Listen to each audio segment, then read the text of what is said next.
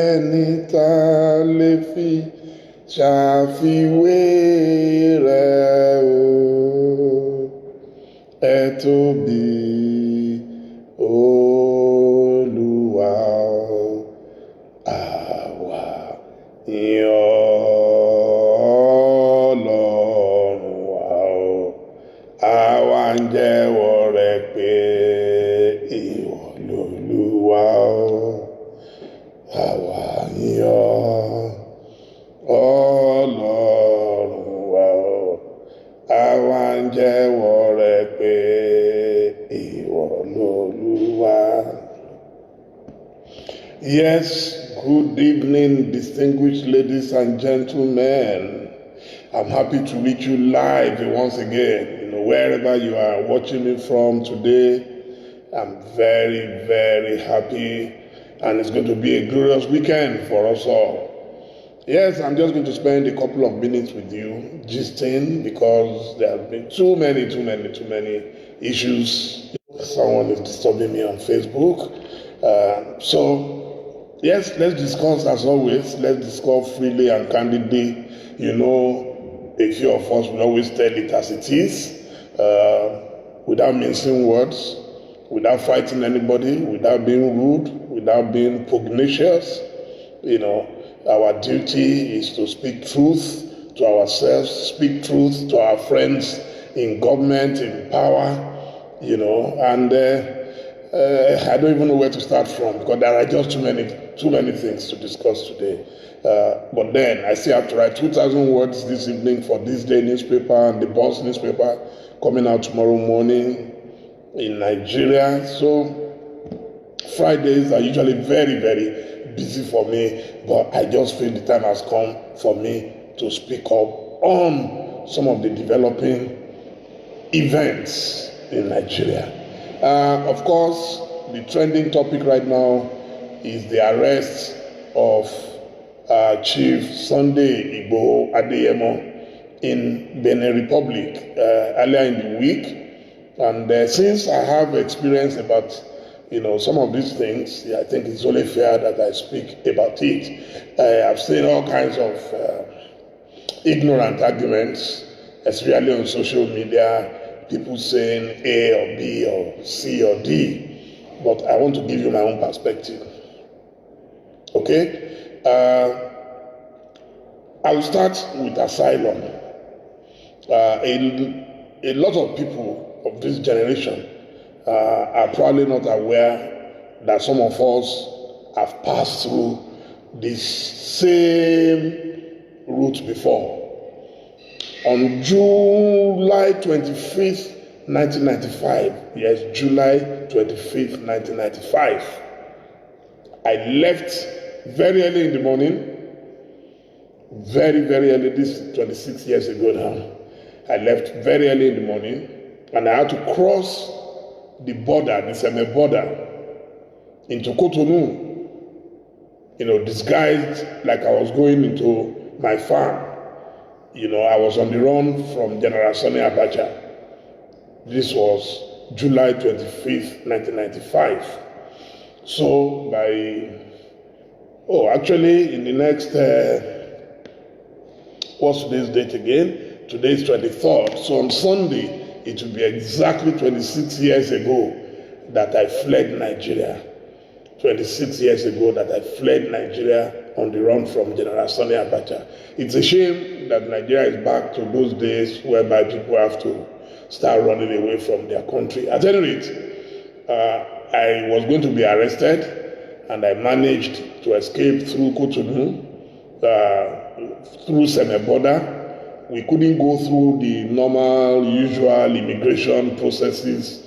So a friend of mine who had escaped before me, the famous Senator Tokunbo Afukuyomi, so I had to call him when my life was endangered, and so he told me what to do, how to get an ECOWAS passport, and the ECOWAS passport I would need so that I can at least get out of Nigeria. But I couldn't use my regular passport. On that regular passport, I had a multiple visa to Britain. I had a 2-year visa, valid visa to Britain, but I couldn't use that. I couldn't risk it. So I had 3 friends with me who accompanied me. One of them, a big brother of mine, is late now, Captain Rotimi Seriki. God bless his soul, God bless his soul, God bless his soul. You know, I love him to bits. He was one of the few people who could tell me anything in this world and I would listen to him.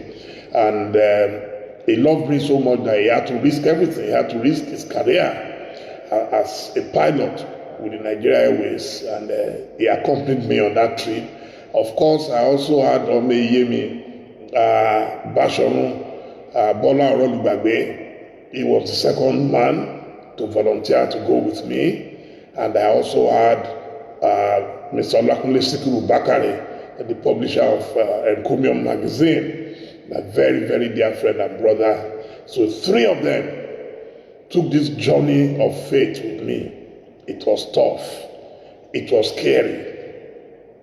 We got to a place in the bush, and it was time for me to lead the way. So I was going in front. I was not carrying anything on me. My face is easily recognizable, and I've never been that scared in my life. So the 3 of them were coming behind. One of them was carrying my bag, another was carrying my passport, and so to cut a long story short, we managed to cross into Cotonou, this same Cotonou, where Sunday Igboho was arrested. And I looked back at my country, Nigeria, and I started crying. I broke down in tears. I wept bitterly. I wept bitterly. I didn't know where precisely I was going. I didn't know if I would get there. I didn't know when I would get there. I didn't know if I would ever return to my country, Nigeria. I had what we call in literature stream of consciousness. I was soliloquizing, I was thinking, and my brain was working at supersonic speed. So what if Abacha's people have discovered that I've escaped and they pursue me to Cotonou? So we quickly went to a safe house, what we call a safe house. Captain Seriki had arranged a safe house where I was able to quickly discard my old clothes, what I was wearing, and I changed my dress, and they saw me off to a car garage where I boarded a car to Lomé in Togo. I wanted to be far, far, far away from Nigeria.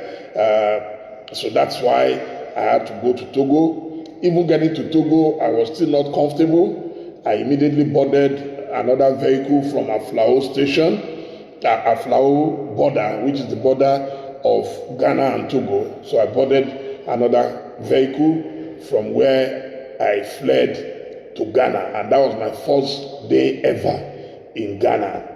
I slept at an hotel called Noga Hill Hotel. It was quite new then in Joulu, somewhere around Joulu, And from there, I then plotted my escape. You see, because my papers, and this is where Igboho comes in, my papers were not perfectly in order. For you to move from country to country, you are expected to stamp your passport first from your country of departure, which is Nigeria. I couldn't do that. So which meant I left Nigeria illegally. So I could not stamp my passport in Nigeria. But I managed to get, because it's an ECOWAS country, a lot of people move freely, which is what it's supposed to be. I'm supposed to be able to show my ID card and just show my ID card and say, hey, I'm a West African, I'm a Nigerian, and I'm traveling to the next country. But Africa, our own, is always different. So, but I managed to penetrate and to get to Ghana, but I had my ECOWAS passport. So now the next challenge is if you enter a country, you are also expected to exit that country with the passport that took you into the country. And because I was now going to England, and my visa was not on my ECOWAS passport, but on my Nigerian passport, it meant I needed to put, so I now need to get out of the Accra airport. Somehow, I must be able to convince immigration that I'm switching passports from the blue passport to the green passport that contained my British visa to be able to leave the country. I spent a whole of 3 days planning that. Fortunately, I had friends in Nigeria, in Ghana already. I was able to locate one of them. He was very, very helpful. He later became a minister in Ghana. He followed me to the airport and made sure that I was checked through all the way to boarding the British Airways flight that took me from Ghana to London. So, when people say this passport, that passport, when you are fleeing from persecution, you will do anything. And it is recognized globally that anyone fleeing persecution will do anything. It's called survival instinct.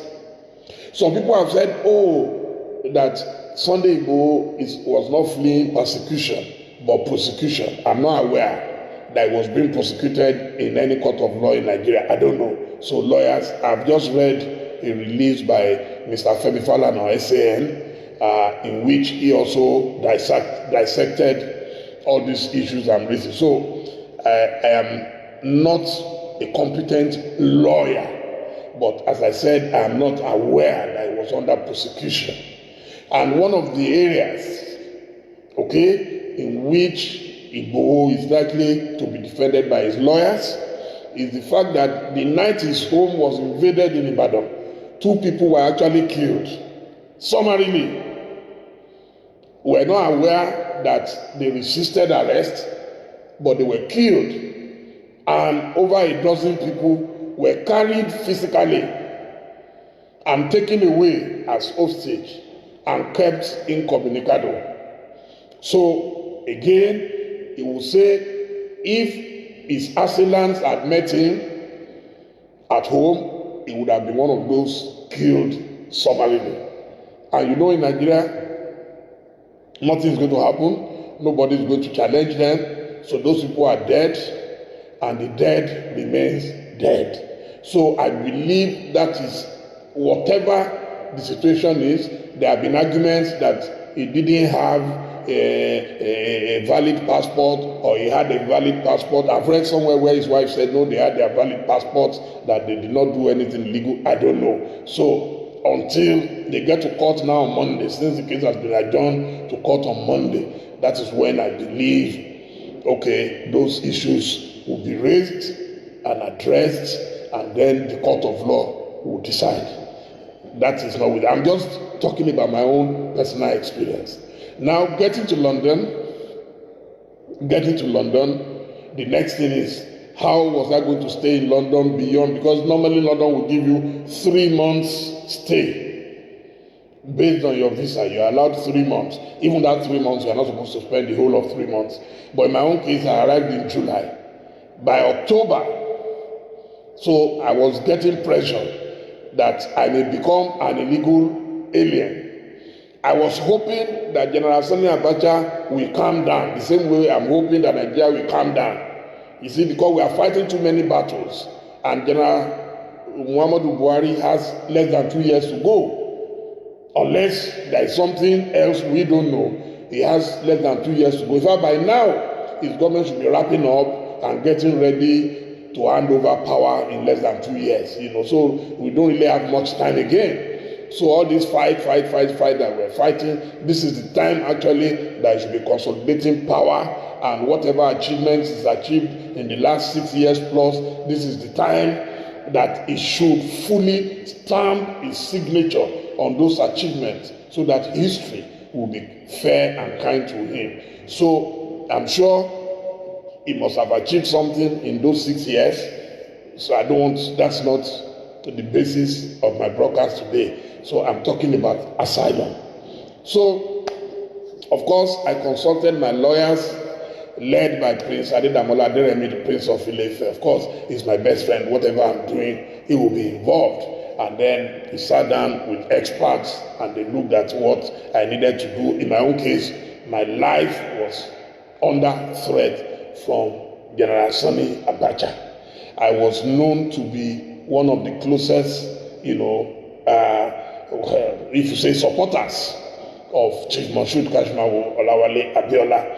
I had enough evidence of my activities.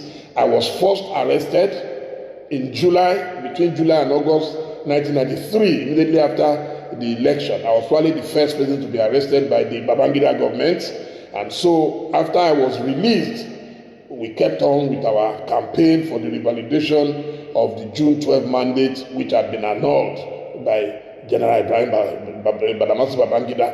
So I had more than enough evidence that if I was sent back to Nigeria, my life would be in danger. There is nobody, whether you support Igboho or you don't support him, who can guarantee what will happen to Igboho if he is sent back to Nigeria. So, the way he is going to be treated and the way he is expected to be treated is as a prisoner of conscience. What is Igboho's purported offense? That he said his people were being killed by Fulani herdsmen and that enough is enough and that they needed to defend themselves, and there is no evidence that he has killed one soul, none that I'm aware of. If anybody knows, then let them present it to the international community. I don't think he has killed anybody. He has been in his house. He's not in the forest like the terrorists who have been in the forest, who openly display their weapons of mass destruction before the media, before Sheikh Gumi, before the police, before the army. They are there. They know their location. Sheikh Gumi drives in and out of the bush to go and negotiate with them. Nobody has made any effort to arrest or to attack them or to even call them their true name, which is you are a terrorist. Nobody has done that so far. So it's going to be argued that Sunday Igboho is being persecuted because if you read all those who have supported the government, they are saying because he is preaching secession. So I'm going to address that in a minute too. So is it illegal for someone to say, I am tired of a country? You see, a country, the citizens of a country are in a marriage, especially in a multi-ethnic, multi-religious country such as ours. It's a marriage. And a marriage is expected to be convenient for the parties involved in the marriage. Okay? A marriage. One of the reasons why a marriage can be dissolved is when it becomes inconvenient for either or both parties. As a matter of fact, the easiest way to dissolve a marriage is when there is what they call irreconcilable differences. For example, husband and wife can say, in the last 3 years, we have not slept in the same bed. We have not conjugated. We have not respected each other. We have been slapping each other in the house in the presence of the children. And we are tired of doing this. And we want to go our separate ways. It's as simple as that. Where Sunday Igboho and other agitators become liable is when they carry weapons and wage war against their country. What they are doing now is a dream. Anybody can dream. People are dreaming of paradise. There are Christians who are dreaming that when they die, they will go to paradise. Nobody has been to paradise and back. It's a dream. Those who want the Yoruba nation, they are dreamers. They are dreaming of a better nation where they will not be treated as second class and third class citizens. It's a dream. It remains a dream. Carrying placard If tomorrow I decide I am tired of Nigeria and I carry a placard and I say I am tired of Nigeria, you cannot prosecute me for that. It's my wish. It's my dream.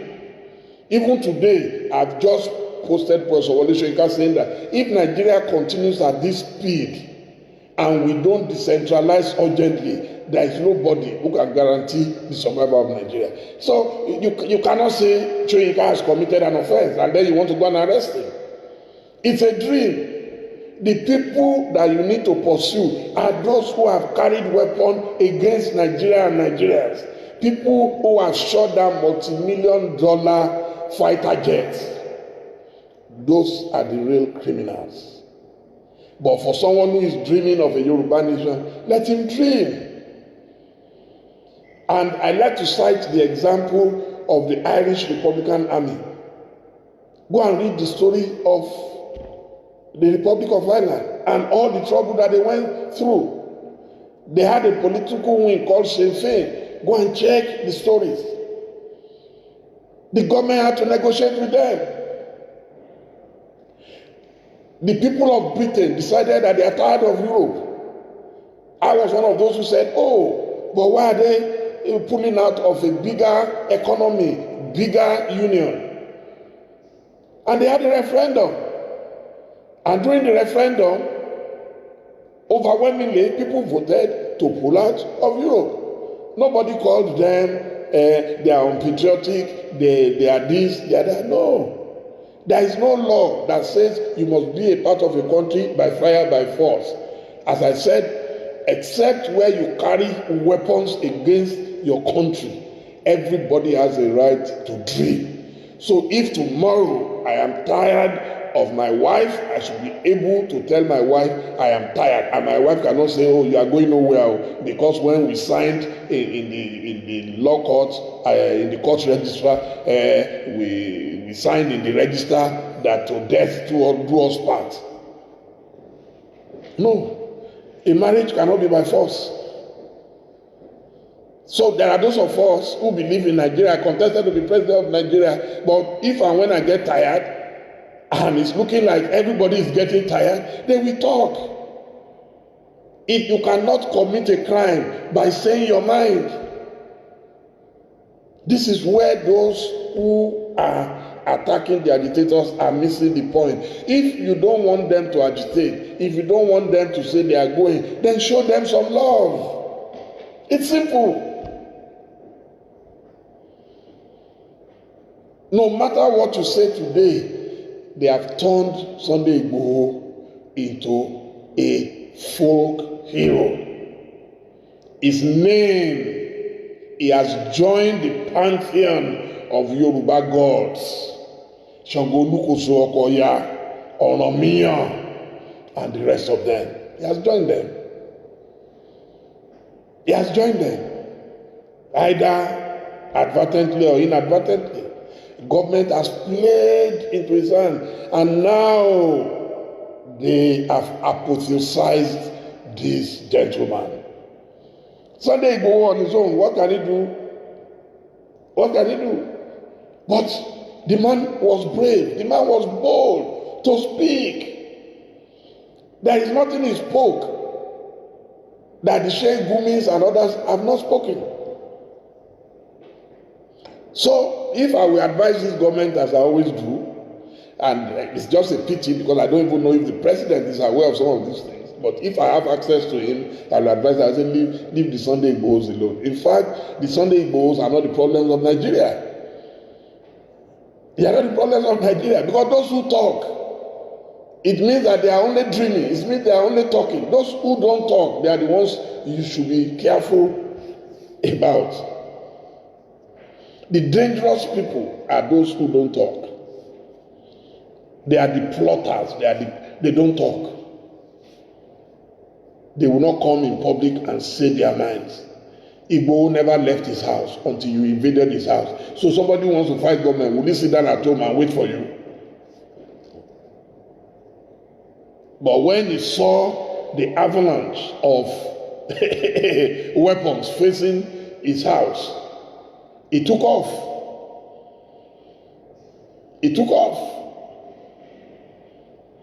The Yoruba service say any job they don't pay lokunrin.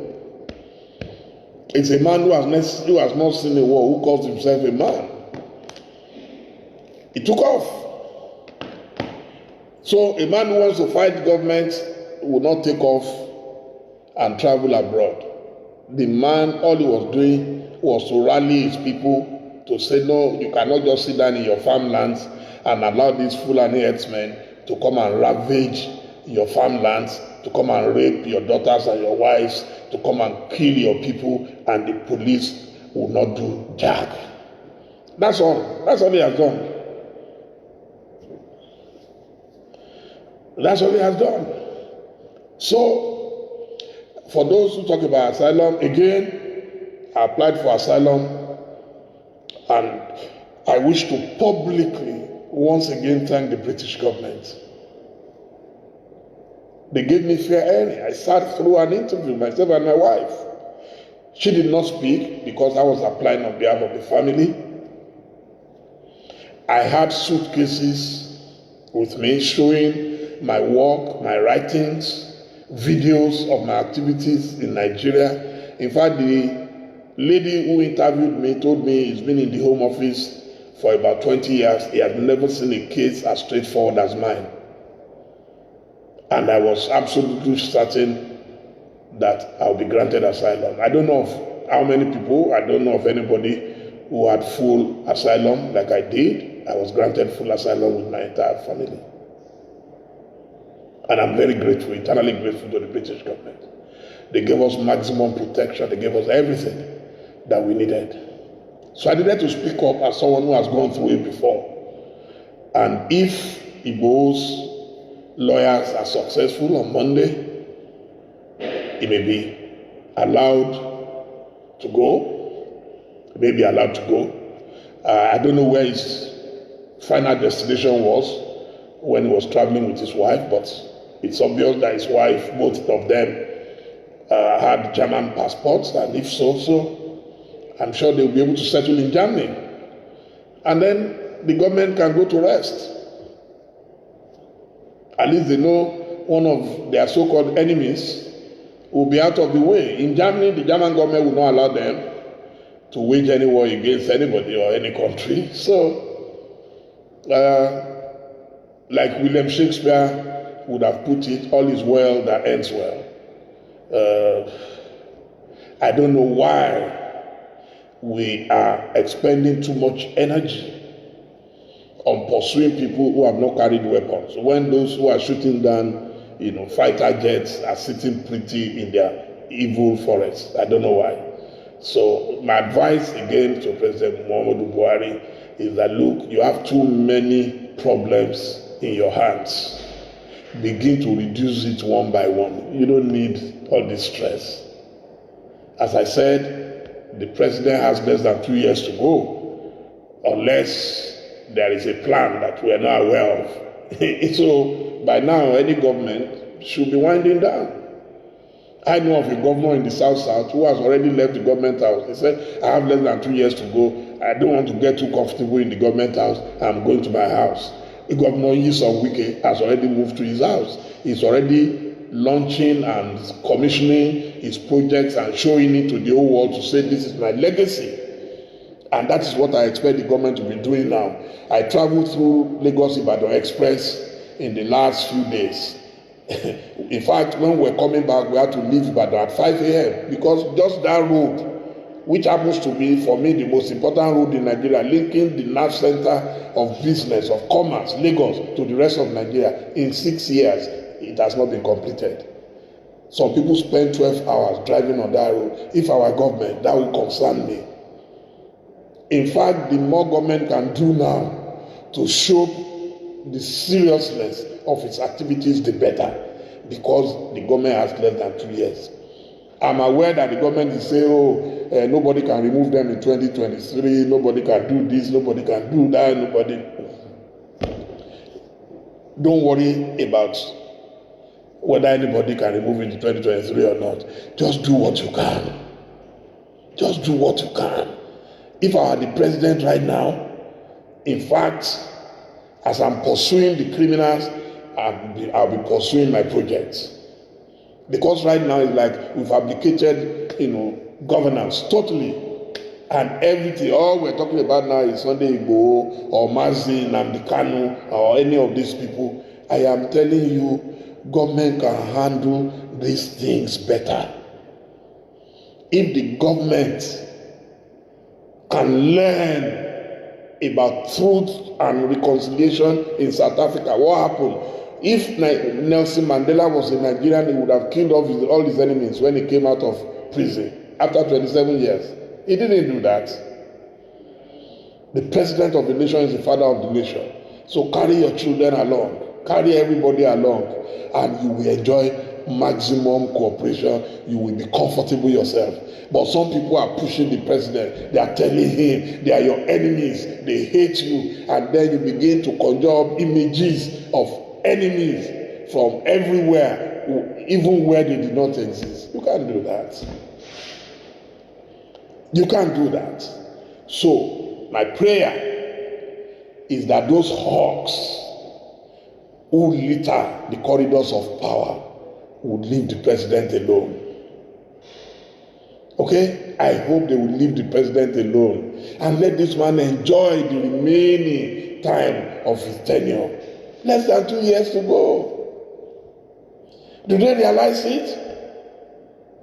Now, you can't do Twitter, you can't do this, you can't talk. If you talk, just 2 years to go, less than 2 years. Is that the priority? I don't understand.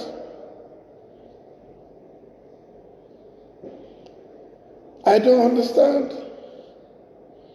So, we're waiting for Monday to come, inshallah.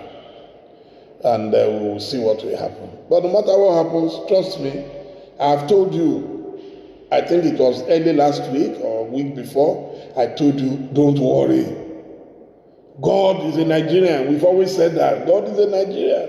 Everything will be resolved peacefully, quietly. When we think we have reached the dead end, something always happens.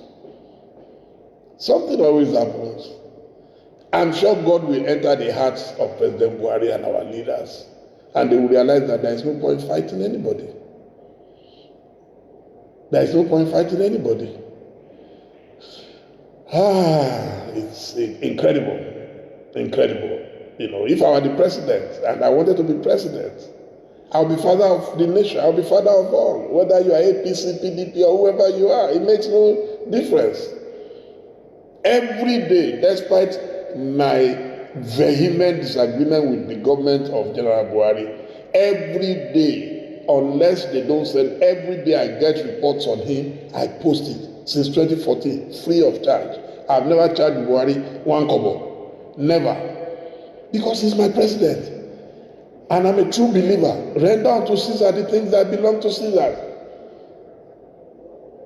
Apart from being a man who is approaching his 80 years on earth, so he is my father. He is the father of the nation. He is the president of the country. I give him that respect, even if I don't get the same respect from the people around him. It matters not. If you support a government, you must be able to tell that government the truth. Because when tomorrow comes, they're going to say, oh, it's because you didn't know. Oh, they didn't tell him. But we are telling him, and we're putting it on record, that, sir, some people are misleading you. Some people are overheating the polity on your behalf. Some people are over-enjoying the power. Because I don't see how Buhari is enjoying the power. Nobody can enjoy all this trouble every day. And rather than tell him that the best way to run a country is in an atmosphere of peace, they are saying no, he should clamp down on his enemies. No. I read somewhere in military strategy that a good general does not fight on all fronts. Why are you fighting? Who are you fighting? People who are powerless. Who are you fighting? They are powerless. What power do I have now to fight a government? None. So then why are you dissipating your energy on me when you have bigger enemies? Go on CNN. I think the only country now ahead of Nigeria in area of terrorism is Afghanistan. Now they are comparing us to Afghanistan, to Libya, to Iraq. to Syria. Is that a good record?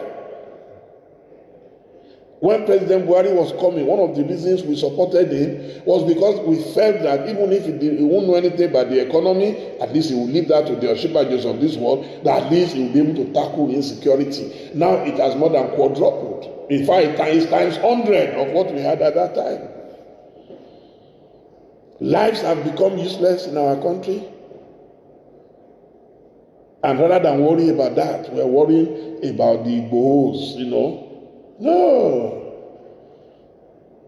I can tell you that if I were the president of Nigeria, by now I would have reconciled with everybody.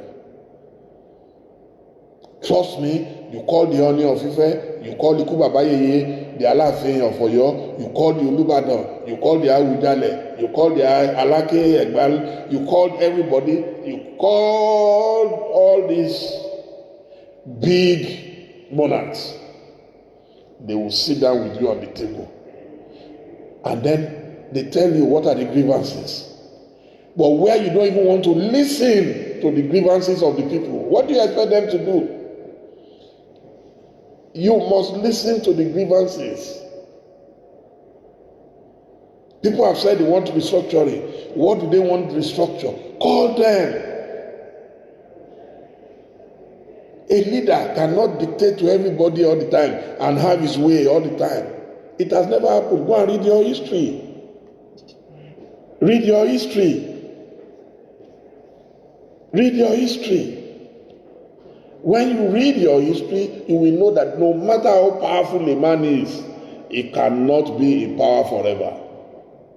And once a leader remembers that, you will take life easy, cool, and your life will be more enjoyable, more pleasurable. And it will be jollification for all of us.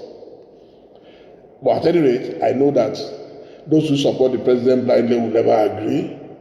That's their business. I've said my own. I come in peace and I leave them in peace. So otherwise, what else is going on? What else can we talk about?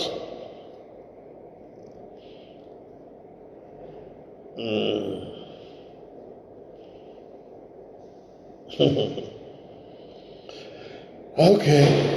Thank you so much for joining me. Oh my God, my friends on Facebook, they are forever, ever loyal and dependable. I see so many people on Facebook and of course Instagram as well. Thank you all for joining me. Now I have to sit down and write 2,000 words, pendulum for tomorrow. I don't even know what I'm writing about yet. But in the next 5-10 minutes, God will inspire me and I'll be able to write. But let's all pray for peace in Nigeria. We need it. In fact, I pity our security forces from DSS to the military to the police. They are overstretched at the moment. Peace. If there is peace today, half of their headache will be gone instantly. Half of it will be gone instantly. So, I'll continue to plead with the government to calm down. And if you have problems with anybody, take them to court. You've arrested Nnamdi Kanu now for how long? Take him to court. Let the court decide. Anything other than that is oppression, is persecution. So, let me leave you, and hopefully if I have time over the weekend, we shall talk again, we shall interact. I love you all. Trust me, I love you all. Please, let's keep the peace. Okay? Let's keep the peace. Because war is always much more expensive than peace. And at the end of the day, even when you fight a war, you will still come back to make peace. So why not make peace from the beginning? And that's why I'm preaching to our friends and to the government. Let everybody come together. Just imagine Buhari on Monday announcing that, hey, I'm stopping all these cases against these people. I'm calling the people of the southeast. I'm calling the people of the southwest. Please, what are your grievances? What do you have against the government? What do you have against the country? Okay, I promise you, I have less than 2 years to go. I want to make amends. I can see that people are disturbed. I can see that people are not happy with my style, with my modus operandi. I can see that I've not been fair to some communities. I can see that I've overpampered some people while some people are bleeding and suffering. And I want to promise you that henceforth, we are going to move forward as one people under God. That's all. That's all. I'm telling you, my dream in life is to win the Nobel Peace Prize. That's my dream, of course. It's a tall order. It's not likely to happen, but it's good to dream. It's good to dream. And I'll continue to dream. And I'll continue to preach peace, so that we stop wasting the lives of our security men. Because I pity these guys.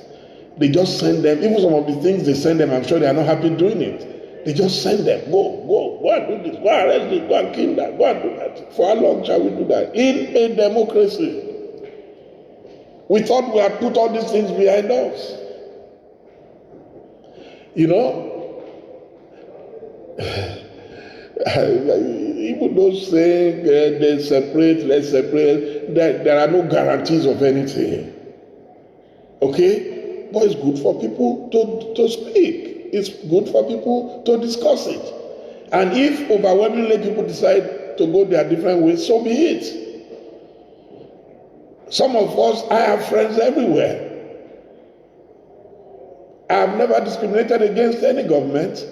I write about Buhari every day. I post his pictures every day. I post his activities every day. That's what I expect everybody to do. I know they won't do it for me, but it doesn't matter. I will play my part. I will fulfill all righteousness. That's what I'm doing here. I keep preaching. A lot of people abuse me. Why do you preach to deaf people? I say it doesn't matter. Just keep preaching. Let it be on record that you played your own part, even if they will not play their own part. So God bless you. God bless you. God bless you. Have a wonderful, wonderful weekend. Goodbye.